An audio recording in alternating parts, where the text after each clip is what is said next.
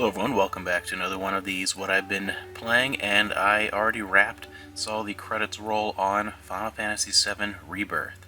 And because the game is still so new, this will be a spoiler-free discussion, really just getting into my thoughts and emotions about the overall experience of this game and my personal journey felt like through this adventure, without getting into a lot of the spoiler-filled details. Save that for a little bit of a later time because the game's only been out about a week. So we'll talk about this again in the future. So I know there are a lot of people that are viewers of my channel who are currently playing this game or are intending to play it in the near future, and you just kind of want to know what my impressions are as you're playing through, or maybe see if you really want to get into it, if I liked it or not, if you enjoy my opinions on these types of games. This will be a great video for you. So, Final Fantasy VII Rebirth.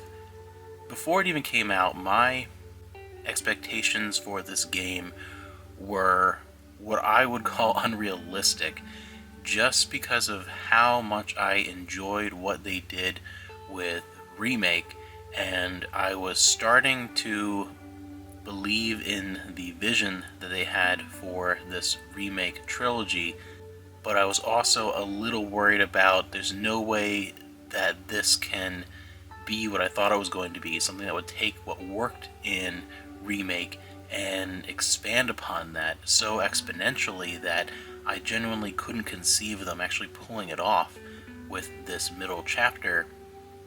And the overall experience somehow managed to not just meet those expectations, but continually exceeded those expectations. I am genuinely in awe of what this game has to offer. Throughout this process, starting with the E3 reveal, I was excited for the idea of a remake of Final Fantasy VII, what that could be, because it was such an important title for me. Final Fantasy VII was not my first Final Fantasy, but it was the one that really made me a fan of RPGs in general, much more than the previous entries. It really was the one that made that the main focus of what I like to play with video games is usually Japanese-made RPGs. Since that point, Final Fantasy, my first one was the first Final Fantasy on the NES. I grew up playing the Final Fantasy games, but 7 was really the one that turned the Final Fantasy franchise from that point on to be one of my two favorite video game franchises. And I was excited about the possibility, then a little bit worried because the first trailers were showing a more action-based system. It was going to be 3 games, and like, well, how much is it going to be just a game split into 3 for just kind of a cash grab? What are they going to do with it? And then the experience with Remake, what I liked best about it was what it did to expand the experience. Midgar felt more alive, more like a city that you could explore. So many characters that were little side characters without a whole lot of development were now had entire plot lines, and it made some of the emotional points even more impactful. And it wasn't the experience that I had expected. I was really enjoying what they did and the direction they were taking, and I almost preferred it to, once that experience was done, to just a straight remake of the original, since I have the original. I want something that is expanded upon, and they were doing that well. And with Rebirth, what they somehow managed to accomplish was every part that worked about expanding the story and the world and the lore and giving it a larger, more vibrant, more lived-in feel, and making characters more dynamic and adding more detail to fantastic emotional story beats. They somehow took that core and replicated it in Rebirth for every single location.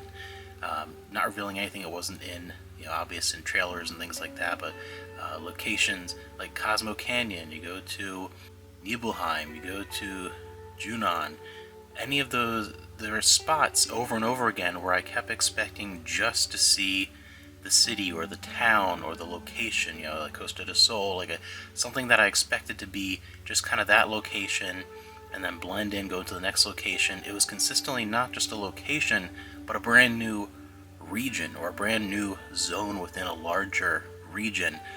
Every new place that we go to, expecting just the place, no, it was a whole new area to explore, and it made the world feel so much more alive. And one thing that the thought I kept having recurring as I'm playing through the game was I could almost see like a young me playing Final Fantasy VII, and it really felt like I was re-experiencing it, and it was almost like the world that I saw in my imagination as a kid playing the original version was now on screen. Traveling through the world, it was such an amazing experience when you first step out of Midgar and traveling across that world map into each of these areas. And in my imagination as a kid, I saw them traveling through this wilderness and through the mountains and these desert regions, and then we go into the areas and they were their town or a dungeon. To me, it was kind of like when you read a book and you imagine, there was something there visually on screen, but my imagination was kind of taking it to a higher level of detail. And it really, the best way to explain what Rebirth was to me during the experience was it felt like what my imagination had added to the experience of the original game as a kid was now on screen. It really felt like that initial experience was just expanded upon to a level that I thought seemed impossible.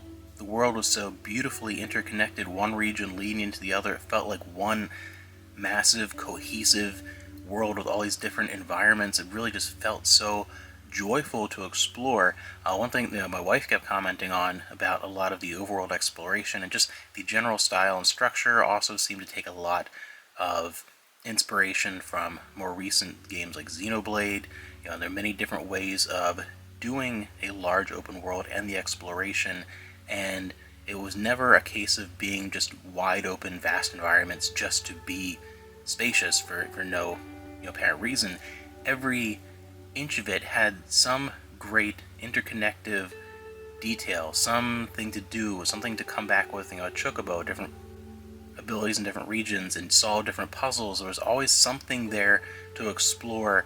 That I was playing this game for hours and hours and hours, and it felt like I was just constantly doing something. I was just continuing on this fast clip of just exciting exploration and fun and variety, not just in the environments, but in the manner that you explore those environments.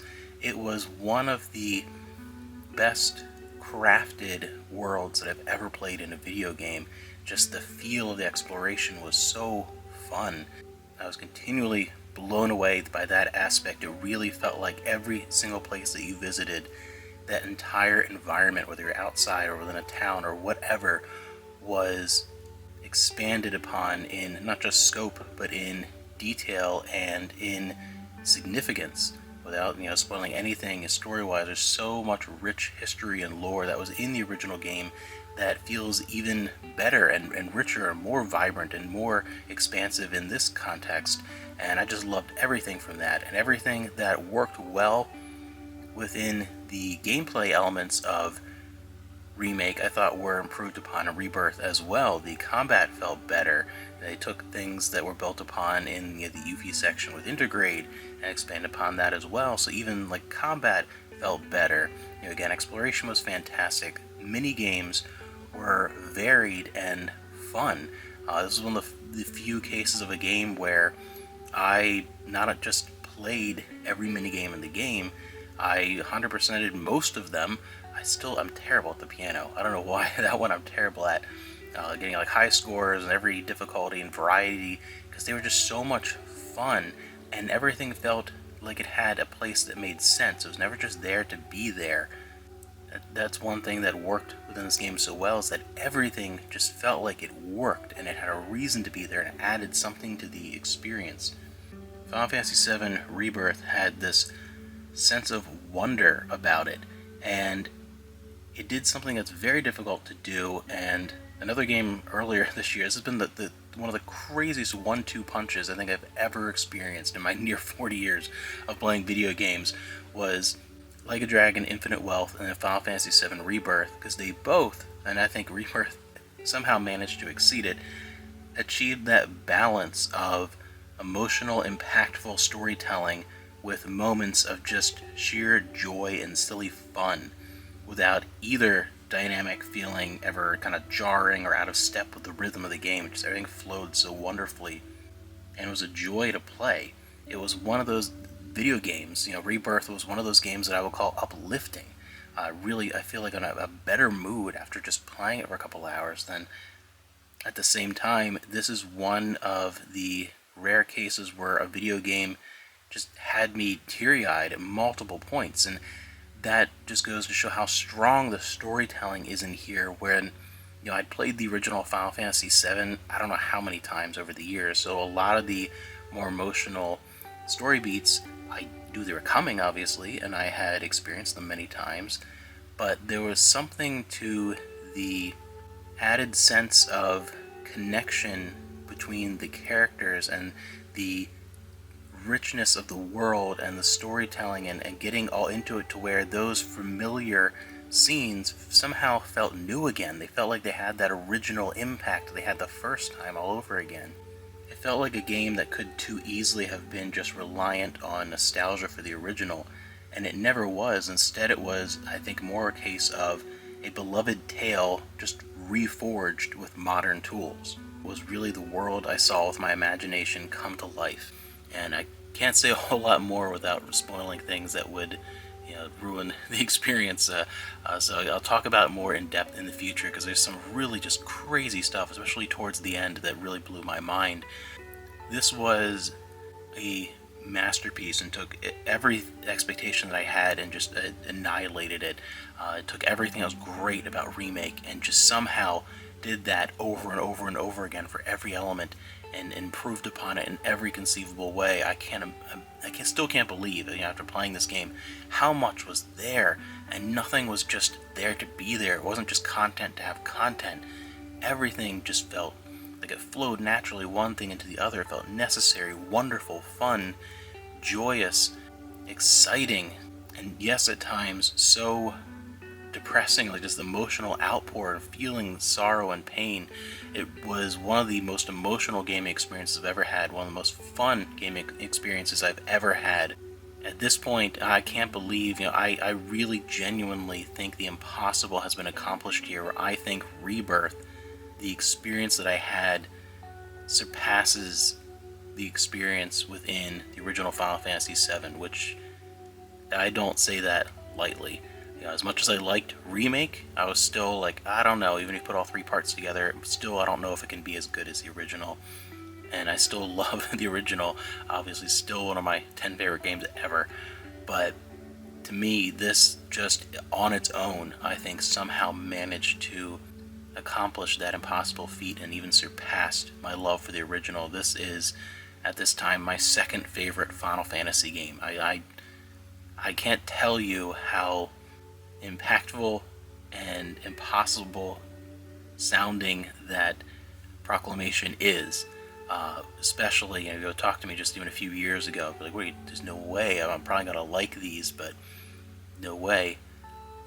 This is, I'm so looking forward to whatever the third part is going to be in a few years here, because somehow Rebirth was such an incredible experience that is right now my second favorite game in this entire franchise that I've been playing since the NES, and I'm just in shock.